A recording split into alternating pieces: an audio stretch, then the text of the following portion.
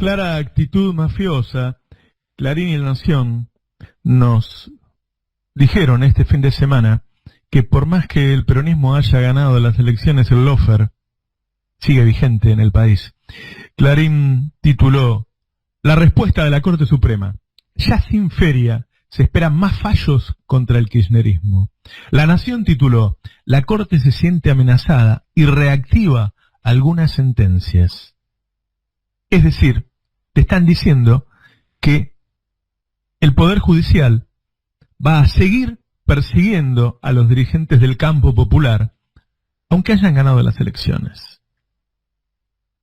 En ese contexto se hace política en la Argentina, en un contexto parecido al que había antes de ganar las elecciones el año pasado, y en una región en donde el lawfare acaba de prohibir al MAS, al partido de Evo Morales, presentarse a elecciones, acaba de postergar las elecciones, en donde hay un intento de hacer lo mismo con el partido de Rafael Correa en Ecuador,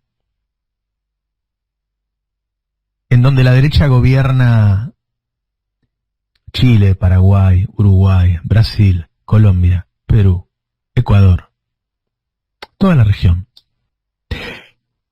La caída económica fruto de la pandemia en el segundo trimestre fue igual o superior en las grandes potencias del mundo. Por ejemplo, Estados Unidos cayó en el segundo trimestre un 9,5%. Alemania cayó un 10,1%. Francia cayó un 13,8%. Y España cayó un 18,5%. Volvieron los comedores a algunos de estos países. Una escena que no se veía desde la Segunda Guerra Mundial. En Argentina, dice Orlando Ferreres, que la economía en ese trimestre, en el segundo, cayó un 15,4%. Es decir, un poco más que Estados Unidos y Alemania, por abajo de España, muy cerca de Francia. Ahora, escuchá lo que dice Ferreres. Dice, en realidad, Argentina había caído el 5,4% en el primer trimestre. Y le agrego yo, fruto de la devaluación de Macri después de las elecciones. Es decir, que la pandemia en Argentina agregó 5 puntos. Ferreres dice, en junio, la economía argentina cayó 10.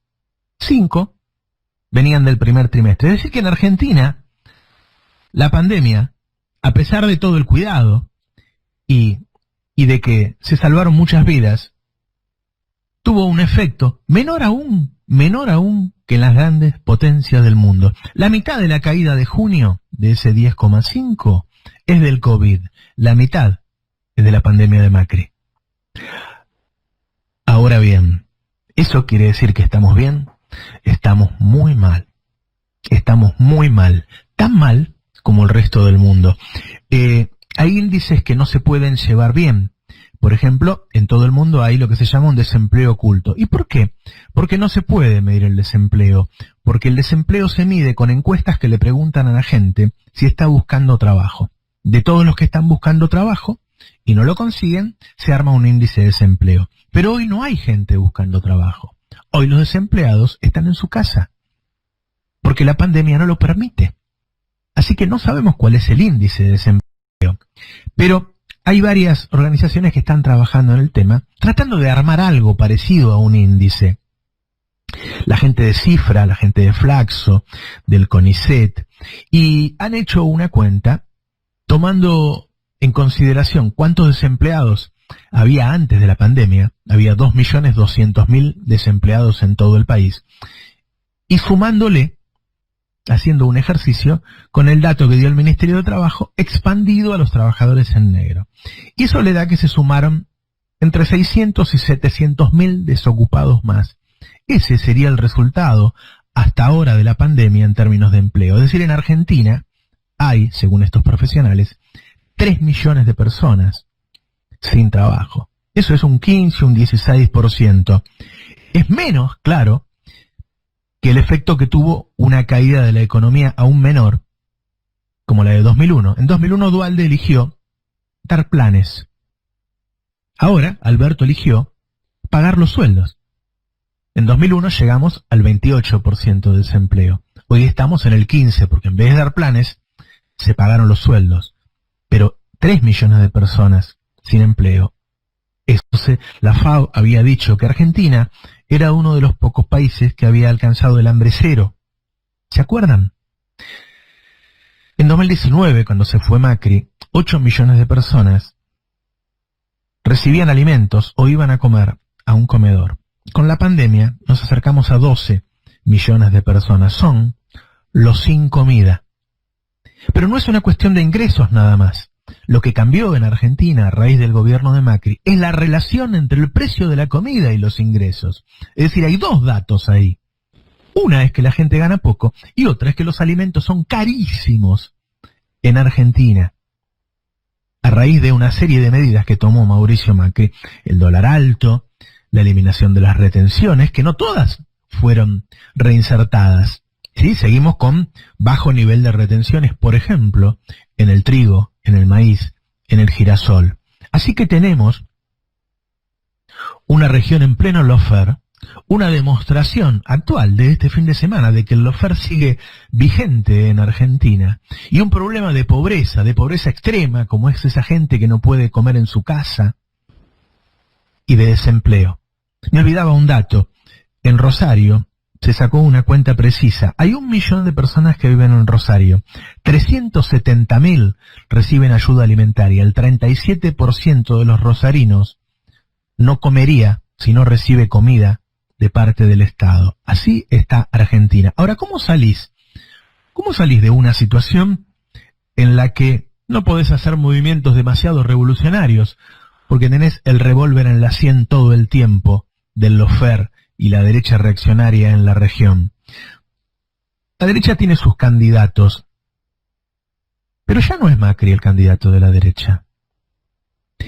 Una encuesta que circuló entre la mesa chica de Juntos por el Cambio le da a Macri apenas una imagen positiva del 24%. Y entonces Manieto, el dueño de la derecha en Argentina, el dueño de los 40 puntos que sacó la derecha en 2019, empieza a pensar en otros personajes. ¿La derecha extrema de Bullrich? ¿O la derecha que él dice es moderada, aunque haya reprimido a quienes fueron a marchar por Maldonado, de Larreta? Uno de los dos es su candidato. Ojalá lo quieran dirimir en una elección y no antes. Ahora, en medio de ese lawfare, en medio de toda esa situación, de ese apremio, se da el tema de Vicentín. El gobierno había dicho que lo iba a expropiar. Después dijo, bueno, apareció una propuesta superadora, pero si no funciona, vamos a expropiar. Y finalmente decidió no expropiar. Hay dos datos. Uno, es cierto que en estos meses llegó a la conclusión de que la empresa cuesta 600 millones de dólares y la deuda es de 1.600. Es decir, que expropiarla significaba estatizar un pasivo de 1.000 millones de dólares. Pero también, ¿qué duda cabe? Hay un retroceso táctico. Hay un decir, qué quilombo que se armó acá. ¿Cuántos enemigos juntamos de ese lado? ¿Nos conviene dar esta pelea o tenemos que seguir eligiendo las batallas una por una? Los amigos y los enemigos uno por uno. ¿O tenemos que ser cautelosos en esta región con lo fractivo? Al mismo tiempo, mientras se anunciaba que no se iba a expropiar, había una reunión en el Senado de Cristina con algunos de los principales actores del sector agropecuario, avanzando en un plan para llegar a exportar 100.000 millones de dólares. Es decir, ¿qué hace la coalición? No enfrenta a los sectores, trata de no unir a los enemigos, negocia uno por uno. Tengo 5 tipos en el sector agropecuario, tráemelos. Tengo 5 empresarios, vamos a cenar. ¿Y será suficiente esa estrategia, esa cautela para pasar por este momento? Dicen por ahí en la coalición que hoy tenemos 2 problemas, no uno. Uno es la región derechizada, otra es la falta de posibilidad de la gente en la calle, ese activo del peronismo desde siempre. Hoy hay pandemia. Dicen también que en un tiempo ese problema se resolverá podremos movilizarnos y que en un tiempo se cree en la región varios gobiernos pueden cambiar de signo. ¿Por qué? Porque recordemos que antes de la pandemia la gente estaba en las calles enfurecida en Chile, en Bolivia, en Ecuador, en Perú, en Colombia. Se espera un cambio de signo, se espera un fin de pandemia para ir por más. ¿Y por cuánto más? ¿Se puede ir por lo que íbamos en 2015? A veces queremos que Alberto sea como era Cristina en 2015. Quizá ni Cristina pueda ser hoy como era Cristina en 2015. De hecho, no noto que haya desacuerdos sobre estas medidas. Me parece que tenemos un continente muy pesado, muy parecido a lo que era los 70, con otros modos, pero con el mismo cometido, y que es muy difícil avanzar en ese sentido. Lo que no podemos permitir, y me parece que la cautela tiene un límite, es que 11 millones de personas no puedan llevar el pan a la mesa.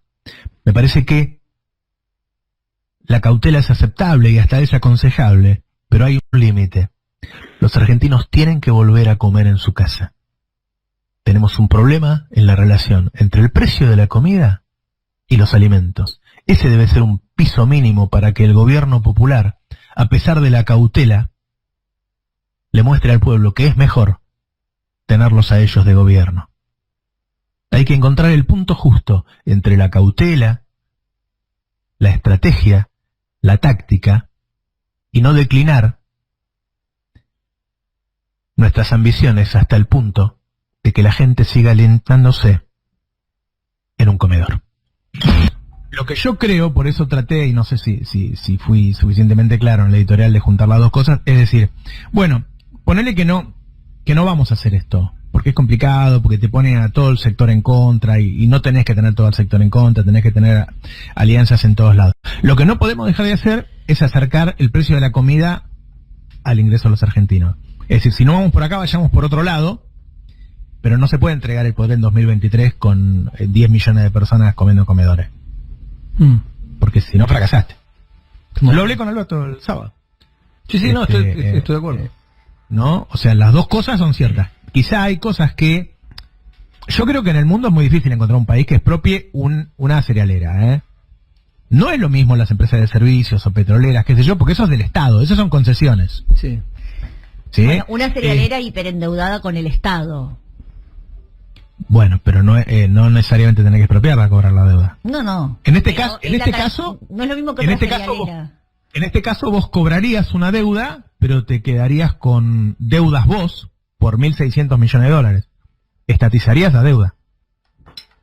El Estado debería hacerse cargo de todas las deudas de Vicentín.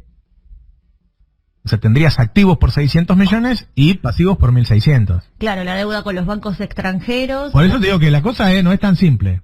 No, por supuesto. Ahora, el tema es tener una decisión política muy fuerte para que YPF Agro realmente cumpla ese rol. Vos dijiste que había como una especie de acuerdo de con hierro Axel Kicillof dentro de la coalición al respecto. Sí. Bueno, claro, yo lo que dije es que esta decisión de Alberto Fernández tenía el apoyo de Cristina Fernández. Sí, que no hay una discrepancia en lo que pasó.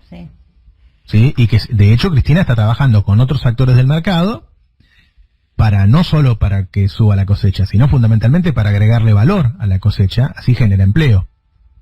Y que también va a estar en esta asociación de YPF Agro, la provincia de Buenos Aires, con Axel Kicillof, que aportaría puertos y qué sé yo. Es decir, que se está armando como un proyecto alternativo. Lo que yo digo es, bueno, que se le ponga toda la onda a eso, porque hay que intervenir en este mercado. Lo otro era una empresa que estaba funcionando, te sentabas y arrancaba. A esto hay que crearlo. Sí, de hecho, viste que Cristina se juntó con representantes del Consejo Agroindustrial Argentino el jueves pasado. Esa reunión era enmarcada en esto. Eso te demuestra que la coalición estaba de acuerdo en las dos cosas. En no avanzar con esta apropiación, pero que el problema lo tiene que arreglar. Que no puede tener el sector más dinámico de la Argentina, que evade impuestos, te maneja las divisas como quiere, te produce 500 millones de toneladas de alimentos, pero hay 8 millones que no pueden comer. Ese problema subsiste.